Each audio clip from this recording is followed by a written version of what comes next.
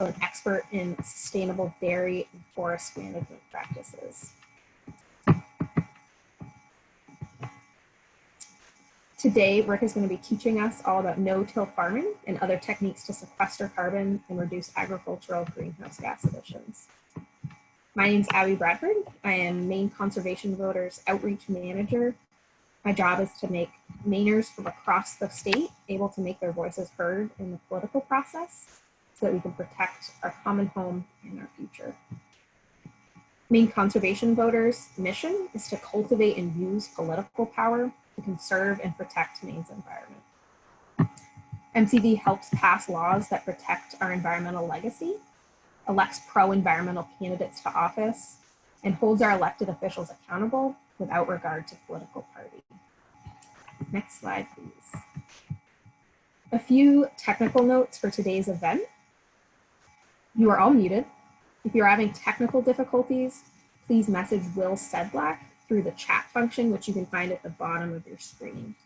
And if you don't see it, just hover your mouse toward the bottom and it should pop up. Also, this event is being recorded and we'll send you all a link to the recording after it's over. Our agenda for today is that first Rick will be teaching us all about climate-friendly farming practices.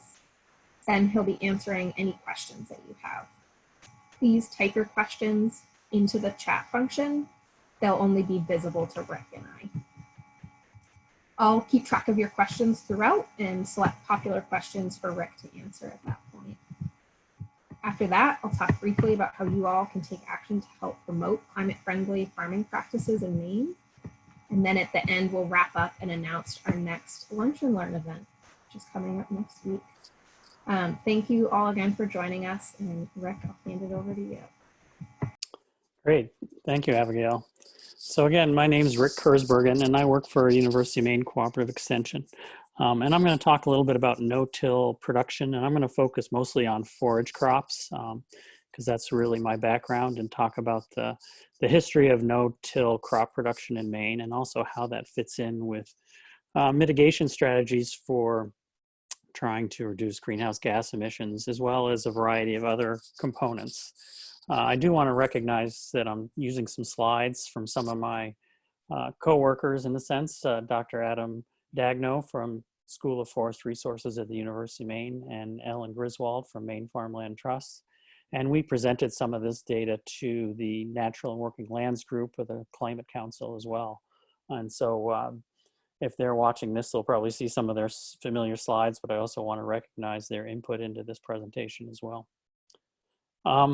So I'm going to go ahead and talk a little bit, and I'm also going to make some assumptions as well. And one of the assumptions I want to talk about and make sure everyone understands is that I'm talking about farming systems. And when I say that, and I always think of farming systems as having pros and cons. So when someone adapts a certain type of way of farming, whether that's organic farming or conventional farming, there's always some pros and cons in terms of, what that system entails. And so here's a picture of what we would consider conventional farming, of farmer plowing a field.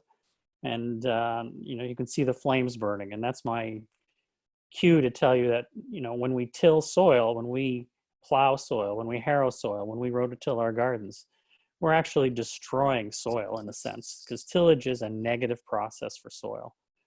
Sometimes I refer to it as a necessary evil, but we have to think that every time that we plow that soil, we're damaging the soil. We're loosening some of the inherent properties that would keep that soil productive. And we're also burning carbon. So we're burning carbon in the fact that we're aerating that soil. We're giving a brief stimulation of a lot of biological activity, and a lot of carbon is lost to the atmosphere. And then we're also burning carbon for all the diesel fuel that we are using to run that tractor. And we're also destroying the soil structure. And soil structure is how soil particles are held together. And when we till a soil, we destroy its natural structure, meaning how those soil particles are held. And that is a negative process in terms of air and water movement to the soil. So I'm painting a negative picture of soil in a really conventional system, but I also show this slide because, this brings it right home to what we use in our garden. That rototiller also is something that we use in our gardens when we're producing our own fruits and vegetables. But when we use that tiller, we're actually destroying soil structure. But again, it's one of those things we think about, is it a necessary evil? And I use this term recreational rototilling because that's what I see a lot of gardeners do, is they over-till their soils. So it's one of those things we don't always think about. You know, we think we have to get out and till our soils to prepare that garden bed. But I want everyone to start thinking, you know, maybe I shouldn't be doing quite as much tilling as I do. And that's kind of the system behind no-till farming. And no-till corn production is one of those systems that's been around for quite a few years. So here's a plaque where, you know, the farmers were recognized in 1962 for their no-till corn practices. And this is from a 1970s Virginia extension publication. And it shows a farmer standing next to two plots.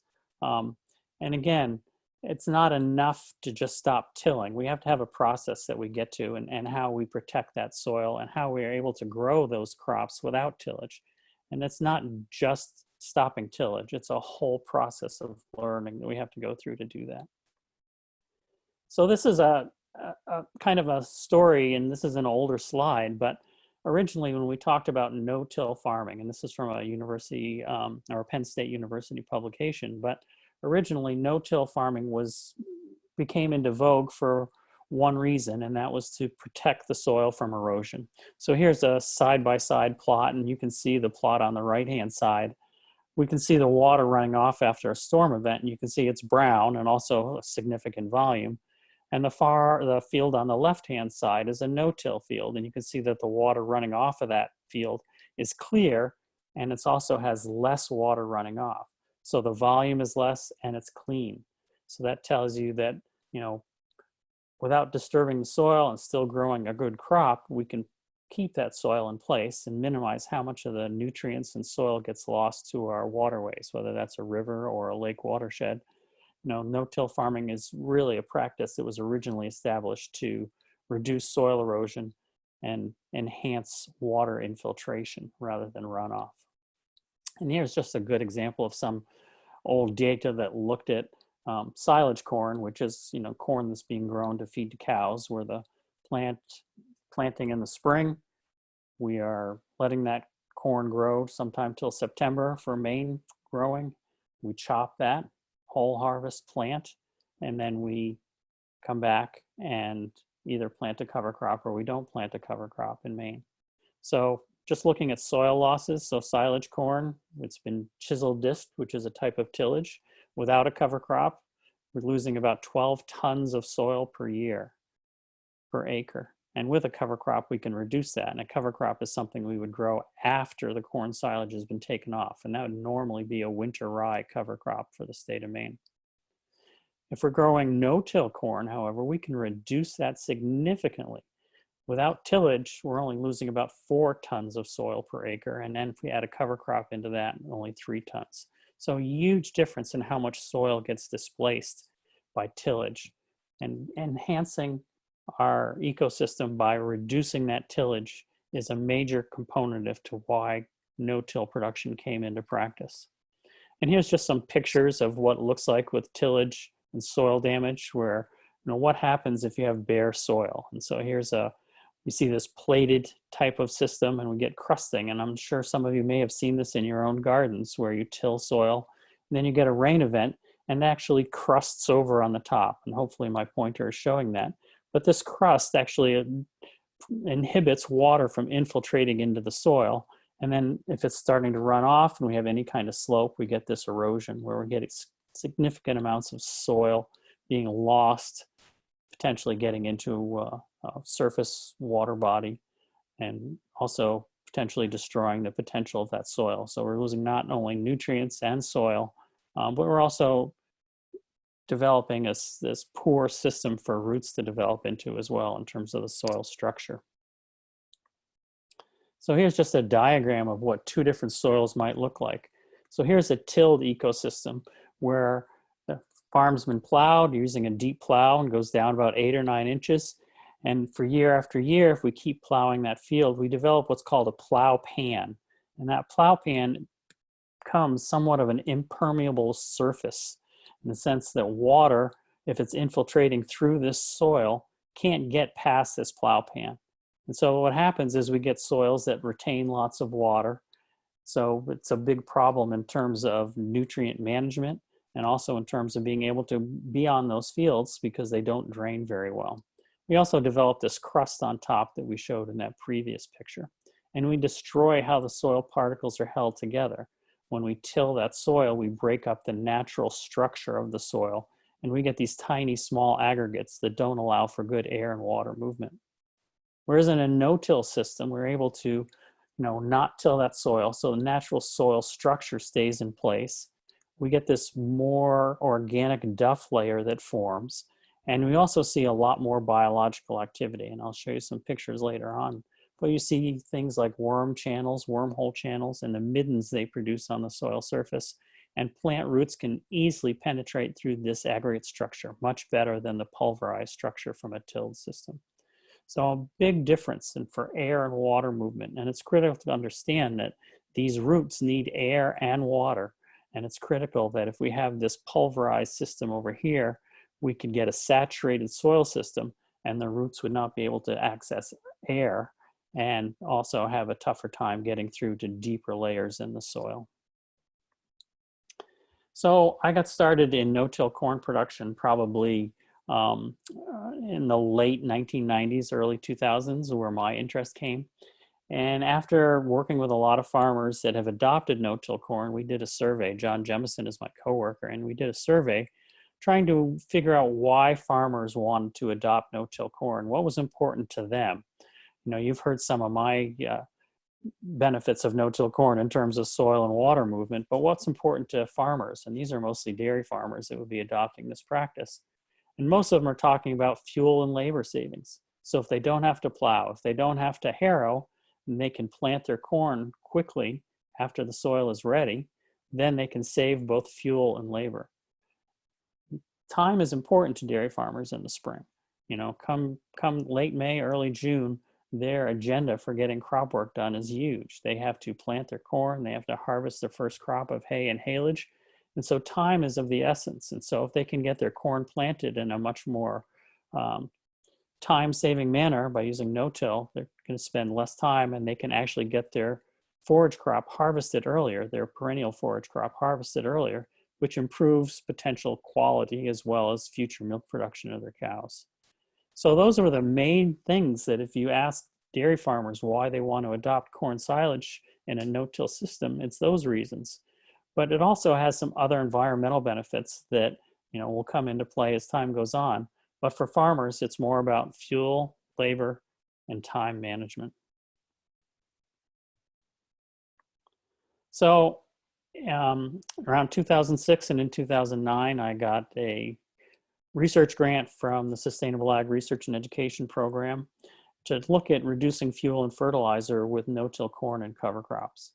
And so we worked with Heather Darby over at the University of Vermont and some researchers down in Massachusetts as well, in terms of studying farms that have adopted no-till and how do we look at some of these systems and how do we evaluate what's good practices and bad practices and what's the best way to manage some of the crops that dairy farmers need to grow to feed their cows under a no-till system. And so what does no-till corn silage look like? Well, it's not tilling the soil. And you can look at this picture here and you can see some of the residue of the corn stalks that are left over after harvest. But what's really important is in no-till corn silage systems, it's imperative that we think about keeping that soil covered, meaning we want to have something either growing or some residual crop material on the soil surface 12 months of the year. And so for a corn silage system, that means growing the corn during the summer, harvesting that corn, and immediately planting a cover crop, most likely a winter annual, such as winter rye or winter wheat or winter triticale, but having something growing there almost all year long. So that winter cover crop is something that protects the soil. It also, when you think about it, it maximizes the growing season, meaning that our growing season doesn't end necessarily when the corn comes off in September. Those winter rye cover crops will continue to grow well into early winter and then begin growing again early in the spring. So it's really trying to maximize how much photosynthetic capabilities we can get out of crops that we're growing when our main crop is the corn silage, but the cover crop is there to also capture sunlight and produce biomass to help keep our soils protected, as well as keep the ecosystem in the soil healthy and happy. So this is kind of a new motto for no-till farmers that are using cover crops, is, you know, trying to keep that soil covered so that impact of that rainfall hitting bare soil is not destructive. And if you ever looked at the impact of a rainfall and a raindrop coming down, it comes down at a pretty good clip if you think about it, and then hitting that soil and disturbing that soil and breaking that soil structure. And so this is a very popular t-shirt, Don't Farm Naked t-shirt, that you can get if you're interested in being a proponent of no-till farming systems. So this is what it would look like, where we have a winter rye cover crop that's been terminated, and we have this corn silage crop that's growing up through that, and there's no tillage. And come fall, when this corn crop would get harvested, very little residue of this winter rye cover crop would be left. Basically, you know, it's going to degrade. It's going to be taken as food by the microorganisms in the soil, and it's going to protect that soil from rainfall, especially early on when the corn canopy hasn't completely closed. So that's what we look for a healthy no-till corn system. And I just threw this slide in because it shows you exactly the difference between this tilled soil and a no-till soil. So over on the right-hand side is a no-till, and you can see the residue of the winter rye cover crop here. But we tilled this side, and this is a relatively flat field, and it's probably, this picture is probably taken in early July, but you can see that after a rain event, how much erosion occurred on this left-hand side, whereas you see very little on this side as well. And this is the uphill side of the field, if there is an uphill side. But the difference between the no-till and the till is pretty dramatic in terms of what you can see from being eroded off that field. And this is what you would look like after harvest in September with a winter rye cover crop planted on it. So this winter rye cover crop is not only photosynthesizing and being able to put nutrients back into the soil, it's also capturing any leftover nutrients that the corn crop didn't use when it was growing and holding those in place rather than letting be lost to leaching or to soil erosion. So this is just an example we try and use at fairs and field days to show farmers the difference in terms of what happens to soil under tilled and no-till soils. So this soil sample over here on the left-hand side is a no-till corn silage sample taken from a field in August where I dug this up.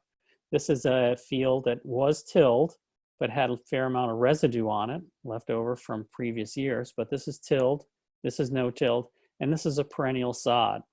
And this is on a slope. And what we do is we simulate about an inch of rainfall in a short amount of time to look at what would happen to that soil under those conditions. What would happen to both rainfall, runoff, as well as infiltration. So if you look at these buckets in the front, you'll see that the three buckets in the front, 1, 2, and 3, are what would run off that field through erosion, meaning these are on a slight slope. This is what would run off after an intense thunderstorm event. So you can see that the tilled soil on the right would have significant amount of erosion, carrying off a lot of dirty water, and very little would infiltrate, meaning very little would be captured and held for that growing crop to use during a dry period after the rainfall. Whereas the no-till soil on the left, you can see very little ran off and a huge amount of water infiltrated, which is exactly what we want rainfall to do. We want it to infiltrate the soil and be there for our crop when we need it during dry periods. This perennial sod does something similar. Very little, if any, rainfall ran off that field. Most of it infiltrated, but also was also held by that root system from this perennial sod. So this is a pretty dramatic display of the difference between a no-till soil on the left and a tilled soil on the right, and the impact to the environment of those systems. So we've gotten very creative with no-till systems and cover crops, where we're actually looking at ways to plant corn directly into a living cover crop and then terminate it afterwards. looking at different cover crop mixtures. And actually, our most recent grant that we've gotten is actually titled Developing Corn Silage Systems to Enhance the Growth of Cover Crops. Instead of looking at corn necessarily as the crop, we're trying to emphasize the fact that the cover crop growing is almost as important as the harvested crop that we use for cattle feed, which is the cover crop. So we've gotten very involved in terms of trying to figure out what's the best system for trying to grow these cover crops to maximize how much growth they have, maximize how much protection they give the soil. So going back to my original study again, the farmers that we were working with were more interested in time and money savings. And so from those farms, those 30 farms that participated in the project, we saw an average of almost 6 gallons of fuel per acre they saved, and almost 3 hours to 2.75 hours of labor per acre. And if we put a dollar value to that, there's about a $50 savings per acre. So for those farms, it was a money-making situation. The question is, did they reduce any yield by going to this system? And that was variable depending on farm to farm, depending on who we talked to and surveyed.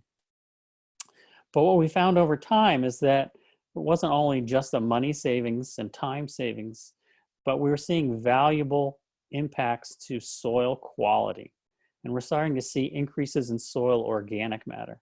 And so when we're talking about carbon sequestration in soils, I'm going to make somewhat of a large leap here and say, for this talk, we can pretty much say that, if we can equate soil organic matter with soil carbon, as soil organic matter increases, usually soil carbon increases. And so the two aren't necessarily identical, but we can almost say that soil organic matter equals soil carbon. So in these systems, we started to see huge differences in how the soil responded to stress. And that's what I want to show in this slide is I'm lucky enough to work with a lot of dairy farmers, and there's one section of fields in Waldo County that is managed by 3 different dairy farmers with the exact same soil type, all growing corn silage. And so it's really interesting. I took these samples a number of years ago, but this first sample up here, the top samples, the dry and the wet soil, are from a farm that's been under no-till management with a winter rye cover crop and liquid manure for 4 years. Down at the bottom is just the opposite, where it'd be conventional tillage, liquid manure, and no cover crops. And for some of you, when you look at these soil samples on the wet soil, we always say that the darker soils are always the better soils in terms of organic matter.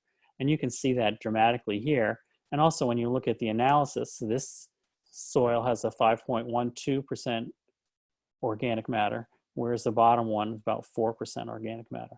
So a 1% organic matter difference doesn't sound like much, between 4 and 5, but in terms of soil and soil quality, that's huge. So this soil has better water holding capacity, and it also has better drainage abilities. The other thing that's noticeable, and it's kind of, you have to take my word for this, but we also measure what's the respiration rate of that soil, and that's what this CO2C. This is a type of analysis that was developed at Woods End Lab in Mount Vernon by Will Britton. But basically, we're looking at what's the microbial activity potential of these soils. And you can see that this no-till soil with a cover crop is a much higher respiration rate than the tilled soil. So much more biological activity, a much more healthy soil under this type of management. And when we ask farmers, how do they evaluate soils and soil health and soil quality? What they look at is they take some soil in their hand, they'll smell it, they'll feel it, they'll look at it. Well, they're also seeing this, and these are all worm middens in this field. So there's a huge amount of worm and biological activity in this no-till cornfield. So this was a perennial sod that was terminated in the fall and then planted to corn in the spring. So it's full of life, full of wormholes, full of good biological activity, and that allows for good water infiltration and good water holding capacity. This is another project that's gained a lot of popularity to try and teach farmers about no-till systems and biological activities in soil, and it's called Soil Your Undies. And basically what we've done is these farmers have buried their cotton underwear in their soils to look at how much activity there is in terms of how quickly does that underwear disappear. So here's a good extension agent on the left, that would be me. Of course, my underwear is clean. But here's the no-till farmer who grows no-till corn with cover crops. And you can see that after he buried his underwear, there wasn't much left.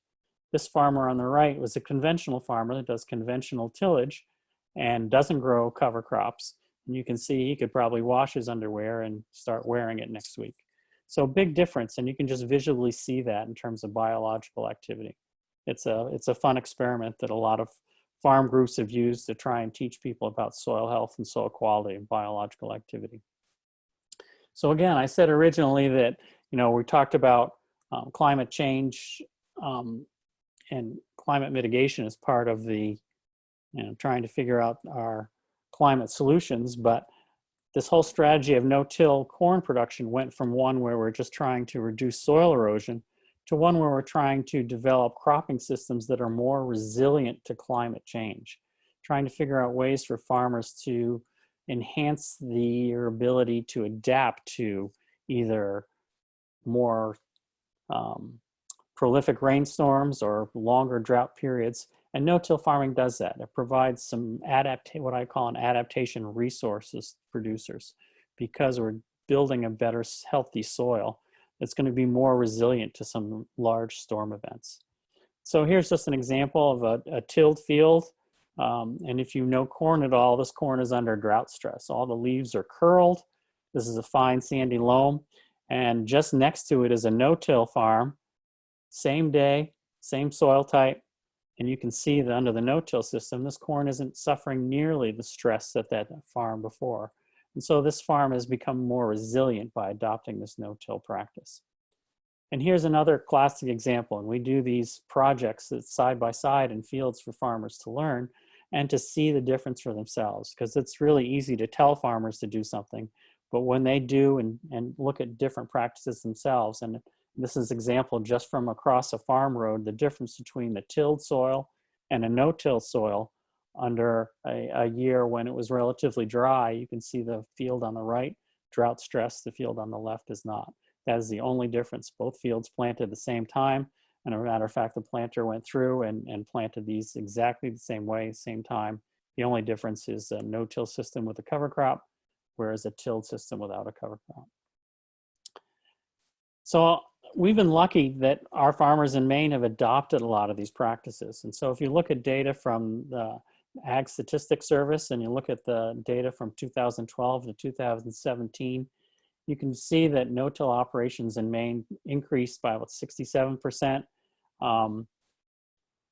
Big increase in cover cropping as well. So cover crop acres increased almost 90%. So huge impact in terms of the ability of farmers to adopt these practices and improve their soil health, and also their ability to adapt to changing climate.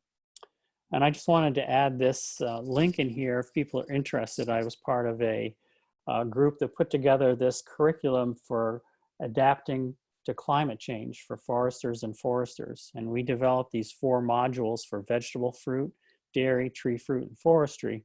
And it's a great curriculum. And I know there's potentially a lot of educators on the webinar today, and they might be able to use some of these resources in teaching their students online.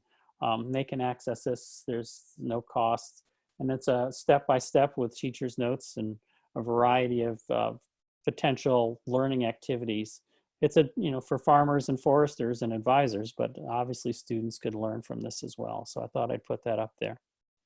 So the real challenge I want to show is, I've been talking about conventional farming and, dairy farming, but, we talk about organic vegetable production in Maine. How does no-till farming fit into that? Because you think about it, most organic vegetable farms rely on tillage for a lot of activities, whether it's to prepare the soil, whether it's to weed. And so actually, organic dairy farmers tend to be intensive tillers because they have to do so many processes with the soil, especially for weed control. And so we're looking at ways that we can try and minimize tillage or reduce tillage in organic vegetable systems as well. And you may see this on a lot of commercial vegetable farms now, but it's a system that's called tarping, where they actually grow a cover crop, and that's what all these fields are here, are growing a winter rye cover crop. But then in the spring, they'll come through and lay that cover crop down and cover it with what we call a tarp or black plastic, 6 mil plastic, and leave that on there for a short amount of time to kill the cover crop. And I'll show you the research. Here's some other pictures, but this is what it would look like after you take the tarp off. And so here's 6 weeks with a tarp on. This is 3 weeks with a tarp on the bottom left. And this is with no tarp. And you can see that by putting that tarp on, we've killed the cover crop, but we've also prepared a seed bed in a sense that it's friable, it's loose, and it's a little bit warmer. The other thing that we notice when we do that is we reduce the amount of weeds that are growing. So here's the tarped area after 3 weeks of being tarped, killed the cover crop, pulled the tarp off, and then planted these beet greens through it. And you can see very little weeds, whereas in the untarped area, we see a lot of weed infestation coming in. So by doing this, we've reduced the amount of tillage that needs to go into the system to control weeds, as well as to plant this crop very easily without having to till the soil and prepare it for a seed bed. So I want to talk a little bit about the Maine's Climate Solutions Project that's being led by Dr. Adam Dagno and funded through the Doors to Charitable Foundation. And Adam and his crew, and actually Maine Farmland Trust as well, but Adam and his crew are trying to work with the Climate Council and the Natural and Working Lands Group to develop some of these natural climate solutions, especially specific for Maine. So we can look at what solutions are potentially out there for Maine farmers to adopt, and what's the cost effectiveness of some of these.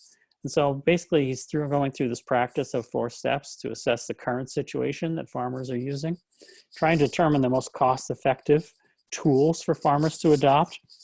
And so obviously, we're going to look at different systems, whether it's a vegetable system or a dairy system or a forage crop. What are the barriers to that adoption? Is it financial? Is it technical? And then generate information and protocols for what's the best way to adopt some of these on a broader scale for more farmers to adopt. And so here's the timeline, and you're going through some of these. Some of this has been kind of hijacked a little bit by the COVID-19 situation, but develop the baseline and the mitigation practices and potential. And a lot of farmer focus groups were initiated early on. I know they did some with vegetable growers this winter, and we did one up in Presque Isle with some potato farmers before the COVID-19 issue came about. Unfortunately, we didn't get to many dairy farm groups or livestock groups, but hopefully we can still generate some information. Then from May to July, they're going to take some of that information, send it out for review, and then finally, hopefully have a plan in place for the Climate Council and the Natural Working Lands Group to utilize by December 2020. So I think it's important to realize that not only are we dealing with, trying to find ways to mitigate greenhouse gas emissions, but we also figure out what does that do? And so we talked a little bit about the difference between the conventional and the no-till systems and all the benefits of no-till. And obviously there's some drawbacks to no-till in terms of potential yield loss and some other things, but it's pretty much a win-win situation in most of my opinion. But then we also say, well, how do we handle manure in these situations? And we haven't talked about that today, but manure has a challenge as well in a no-till system. Normally we would spread manure and we would harrow that in, and we would minimize how much nitrogen is lost to the air through ammonia losses. And that's a practice that I encouraged for many, many years because of the fact that we're trying to save nitrogen and minimize nitrogen inputs into the system. The more we conserve with manure applications by applying manure and tilling it right into the soil, the more ammonia nitrogen we save and the less fertilizer a farmer has to use.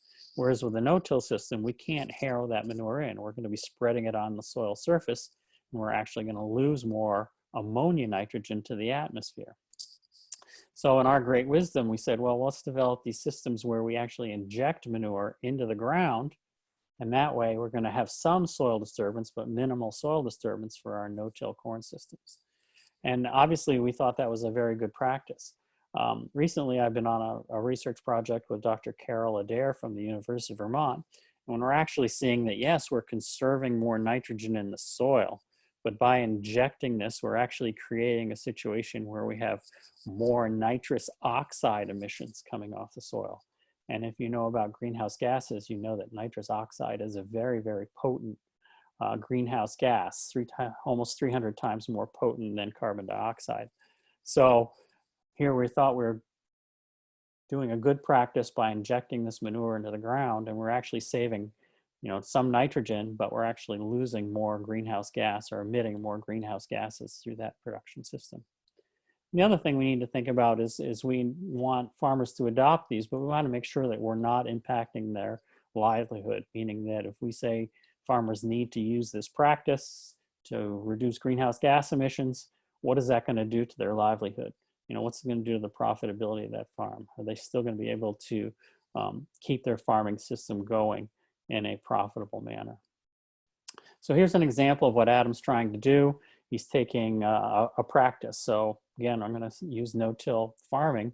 They're going to take this practice and assume, in Maine, say we have about 99,000 acres of no-till potential in Maine. We convert all that. We're saving about 0.45 tons of CO2 equivalent per year by converting to no-till. And that's an estimate that being talked about in terms of trying to make sure that that's a fairly accurate number.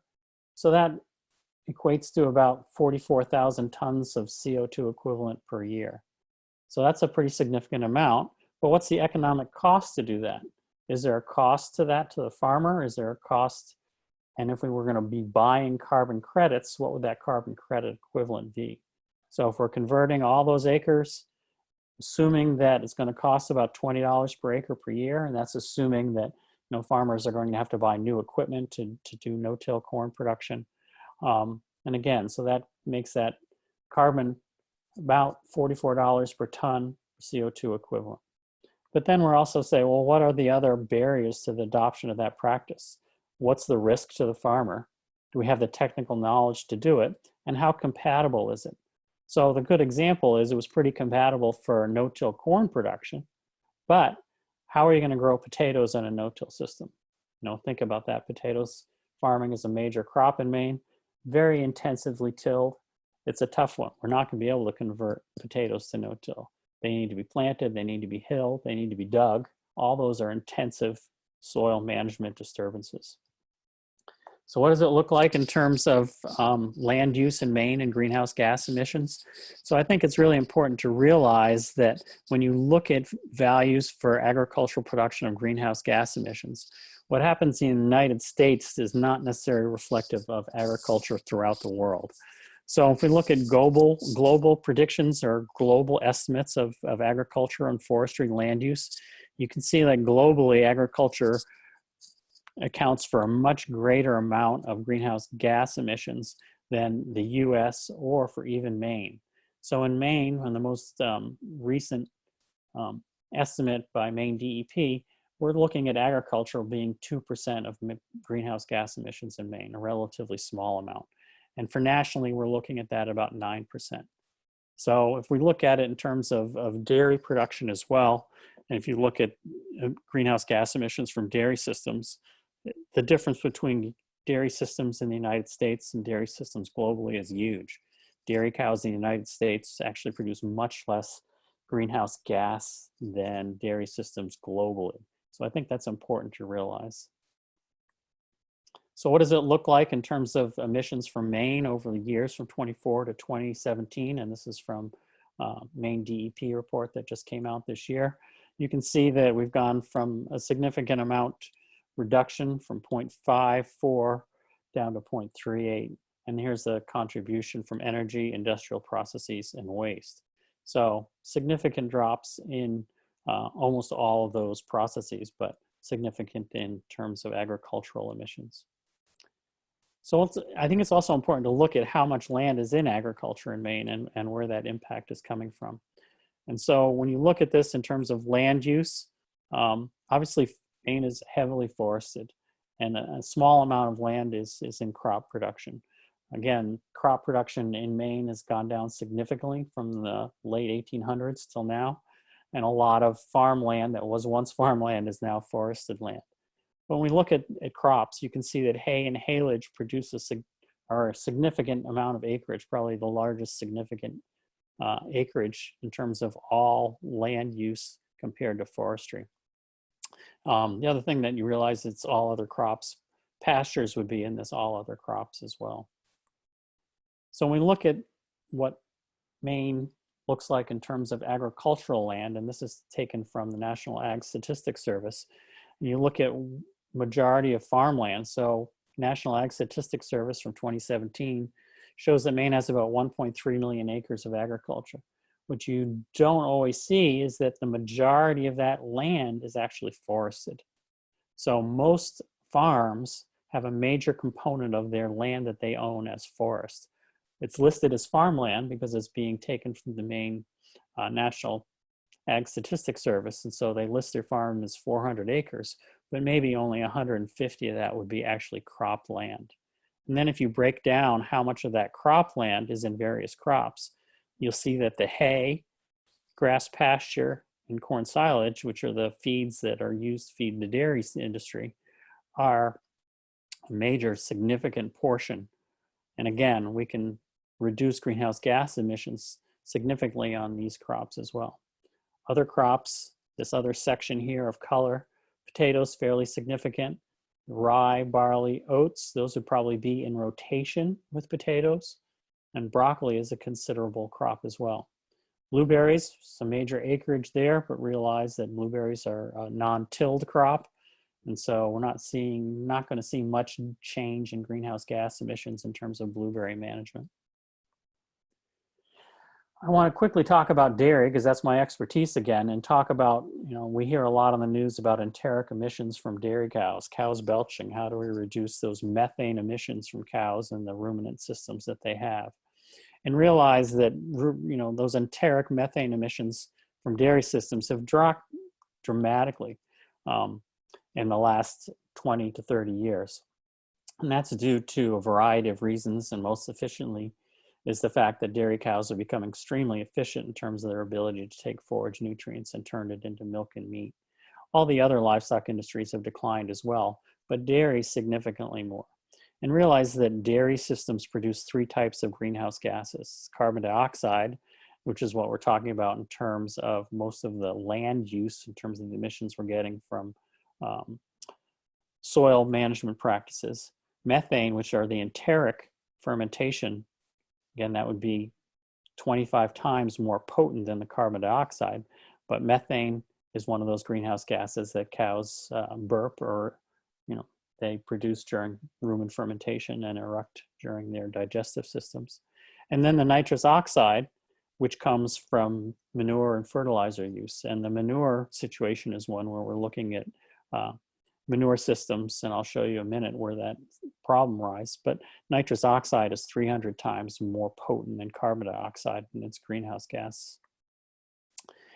I just want to show a few things because I've talked about conventional agriculture, and Maine has a lot of organic dairy farms that don't necessarily grow a lot of corn silage, and they're also dependent on perennial sods for most of their forages, and they pasture, which seems like it'd be a better way, in a sense, in terms of environmental systems, to produce milk and meat. And again, these two statements at the top here, converting that corn ground or that annual cropland to perennial forage will decrease greenhouse gas emissions. By perennial forages and animals grazing, we're not burning a lot of carbon by using a lot of tractors during the 5 or 6 months that they're grazing. So, those perennial forages that cows are grazing on can sequester more carbon than these annual forages like corn silage can. So those are two positives, but realize that those cows that are grazing are less efficient in terms of their methane production. They'll actually produce more methane per kilogram or pound of milk than those cows that are fed in the barn, being a really controlled diet. So here's two pluses and here's a minus. And so there's a lot of debate in terms of, well, what's better for the environment? Cows grazing, producing less milk, maybe a little less efficiently with higher methane production, or cows in confinement that are producing more milk with less methane production, but they're not out on pasture, but they may be fed annual crops where we've got more soil disturbance and potentially more greenhouse gases coming from some of those activities. So it's a good discussion to have, and I just wanted to show that because there's a plus and minus on both of these systems. And some of you may have read recently about some research being done to decide, can we manipulate diets to reduce enteric fermentation emissions? And researchers are looking at that, and some of that recent research has been looking at seaweed, the potential seaweed additions to dairy cows' diets to see if we can reduce methane emissions. And there's been some positive work. Unfortunately, when we think about that, what other impacts are we doing when we have to harvest that seaweed and feed it to our dairy cows? And how expensive is that? Can dairy farmers do that? Is there going to be a cost-benefit ratio allowed with that as well? So there's pluses and minuses in all these systems. I briefly mentioned the liquid manure system, and I wanted to just share that, I was part of the group that developed Maine's nutrient management law that requires dairy farmers to be able to store manure during the winter months so they don't have to spread it on snow-covered ground or frozen ground where a majority of it would be lost to soil erosion and into our waterways and cause a problem. So we actually forced Maine dairy farmers to construct storage lagoons and storage systems back in late 1990s, early 2000 to store manure during the winter and prohibit them from spreading during the winter. And at that point, that was a positive for us in terms of environmental impact. Well, when we developed these systems, we didn't realize that, or we should have realized that we're also creating an issue, because once this pit becomes anaerobic, meaning that during the winter, this crusts over and the liquid underneath it becomes anaerobic, we get a lot of nitrous oxide emissions from these manure lagoons. So while we were creating or trying to eliminate a problem in terms of manure application during the winter, we created an issue where we created a manure lagoon that's emitting nitrous oxide and high concentrations of greenhouse gas emissions. So there are technologies that we're working at. Maine does not have a lot of anaerobic digesters for manure. The one we do have is at Stonyvale Farm in Exeter. It's called Exeter Agri Energy, and a lot of positive benefits. And the problem is they're very, very expensive, and you need a lot of manure to make it a cost benefit for farmers to adopt this technology. So it's a positive in terms of being able to reduce greenhouse gases, produce electricity relatively inexpensively, and it's a positive for the dairy farmer if they can do this, because it helps them recycle a lot of material. It's also great in terms of finding ways to utilize food waste to add to these systems rather than that food waste going to landfills. So here are the systems that Adam is looking at in terms of trying to figure out what's the best practice to consider to mitigate greenhouse gas emissions for Maine farmers.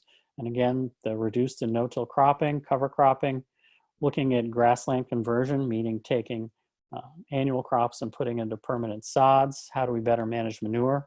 Biochar, which is looking at trying to add an amendment to soil that's going to increase carbon sequestration potential. And then how do we look at some other things that include riparian management around waterways and also potentially agroforestry as well. And so there's also a movement to look at healthy soils, because healthy soils are soils that do contain higher levels of carbon, and ways to produce a system that's going to also be more resilient to climate change. And see here are some models that are working with and being presented to the Natural Working Lands Group to look at how do we develop a program in Maine that's going to encourage healthier soil practices for Maine farmers? What do we need for financial incentives? What outreach and technical assistance are farmers going to need? And how do we develop this system that makes it both an ecologically sound and environmentally sound, as well as economically sound for those farmers that are going to adopt that? And part of the issue in terms of the Natural and Working Lands Group and the technical committee has also been faced with is adding this, how do we look at this as a national or local food security system? How do we deal with that? And that's become even more evident in the current situation we're in right now in terms of, what do we need to do to promote a little bit more self-sustainability for the state of Maine in terms of our local food production. So I'm going to end right there. Maybe open up for some questions. I'm sure there's probably a few. And if anybody knows what 23 for me is, they can tell me. And if nobody knows, I will tell you. Great. Thank you so much, Rick. We got questions from a couple of people on the same topic. Great. You used the term terminated a couple of times when you're talking about winter rye and also perennial sod. What do you mean by terminated? In those situations, I'm talking about using a herbicide to kill those crops. So Okay. farmers would spray a herbicide and kill it without tilling it. Okay. That may have answered this question, but how does winter rye break down over the course of the season? If it doesn't winter kill, is it necessary to mow it? Well, that's why we terminate it, because we have to kill it. It'd be great. Some farmers have actually harvested it for feed before they plant their corn, but most farms are going to terminate it and leave that material on the soil surface. And believe it or not, if you have a very active and biological soil, it will degrade very, very rapidly, and there'll be very little trace of it by the middle of July. If folks have additional questions, you can send them in the chat at the bottom of your screen. If you don't see it, hover your mouse toward the bottom and it should pop up. And there's also a raise hand feature that you can click if you're having trouble. So I guess no one knows what 23 for me stands for, do they? Oh yeah, also if I'm into the trivia question. The trivia question, yes. What is the environmental impact of termination? Well, that's a good question. I mean, and again, that's why I talked about systems and how, there's pluses and minuses in both systems. And obviously, we're using a herbicide, we're using a pesticide, and most likely that pesticide in many cases is going to be glyphosate. Glyphosate gets a lot of notoriety because of its use and the amount of glyphosate that gets used in agricultural systems. So it is being used to kill those cover crops. And so, some people are going to have an objection to that, but you also have to think about what the positive effects are in terms of building a healthy soil, in terms of the ability of those soils to have a higher organic matter status. And we see the impact of the reduced tillage by doing that. So if you think about that and compare it to a vegetable system that potentially doesn't use an organic vegetable system, that doesn't use a herbicide, they're terminating with plastic. So we're talking about using lots of plastic. We're talking about, some negatives and positives in that system as well. Rick, it's possible that people have sent you questions directly if you want to look in your chat quickly. All right. Trying to get reading there. A new one right now.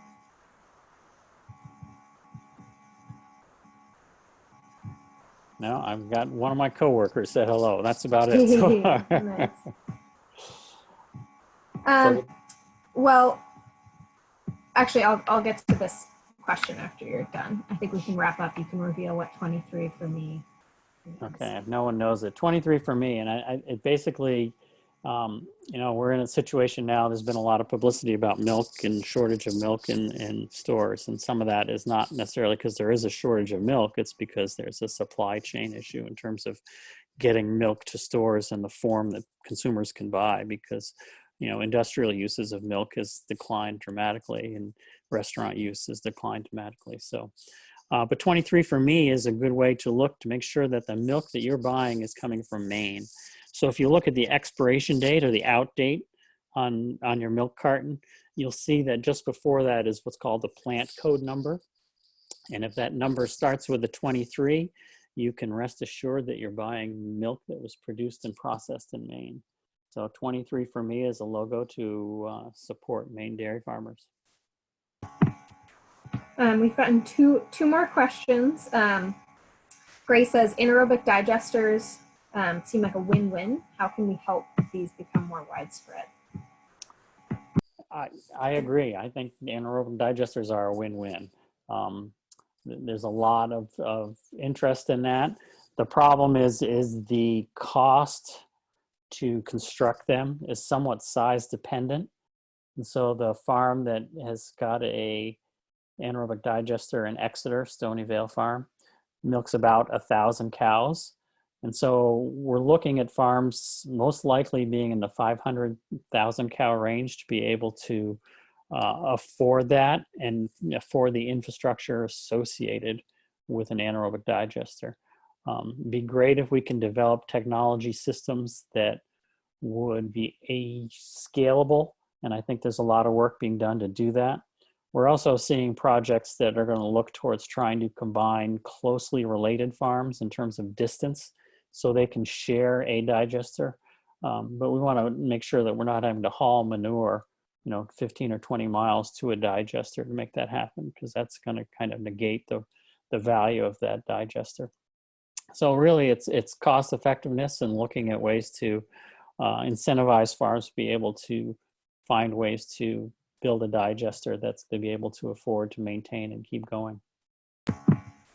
We only have a few minutes left, so I'm going to wrap up, and then there's one more question I'd like to ask you, Rick, if you have time after. Sure. So first, if anyone has to hop off, thank you so much for joining us for this Lunch and Learn. We're going to be hosting these every Friday from noon to 1. If you're not on Maine Conservation Voters email list to get those invites, you can join from our homepage, which is maineconservation.org. You will all also be emailed a thank you email after this that will include a link to a survey. It only takes a couple minutes to fill out, so we hope you'll all take a few moments to do that. And if we're interested in Rick's presentation today and are wondering about how you can incorporate no-till and other sustainable practices in your own garden, we're going to be having a lunch and learn on that in 2 weeks on Friday, May 1st. And then our topic next week is going to be on carbon sequestration in coastal ecosystems, such as salt marshes. And that will be with Beverly Johnson, who's a professor of geology at Bates College, as well as Kristen Puryear of the Department of Agriculture, Conservation, and Forestry. And it looks like I said all that quick enough to ask you this last question, sure. Which is, are there alternatives for plastic for killing cover crops? Example, paper products that would then decompose? We have actually done some research. Mark Hutton is a coworker of mine who works at a Highmore farm and has worked with the paper industry to look at paper products that would potentially degrade and also be useful in terms of their ability to terminate cover crops or to use as mulches. So, the question does come out, what do they degrade into? And if those products are out there, is it going to be something that's going to be approved by organic certification agencies to make them usable in an organic system? And I think they're still working on that. I think the paper industry is interested, but they realize that the market is limited in terms of, do they revamp their paper making system for producing a product that they can probably fill a year's worth supply in half a day in terms of their manufacturing capabilities. So it's really in terms of is the paper product industry willing to kind of convert a system for a small amount of product that they would develop, because the market is not huge, but so they are still working on it. So Mark Hutton would have more information on that if you wanted to get in touch with him. And he's at our Highmore Farm station in Monmouth.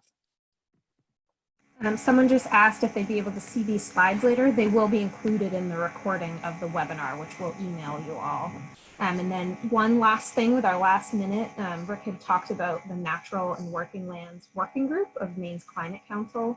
That body is drafting Maine's Climate Action Plan this year. And MCV is on several of the working groups of that, and we're using those roles to try and make Mainers' voices heard in the process.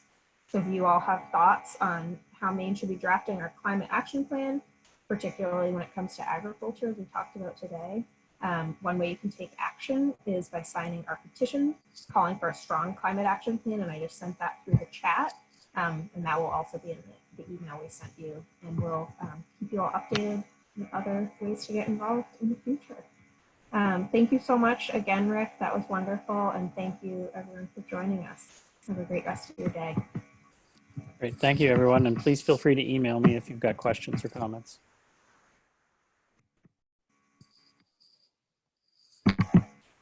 Take care. Bye-bye.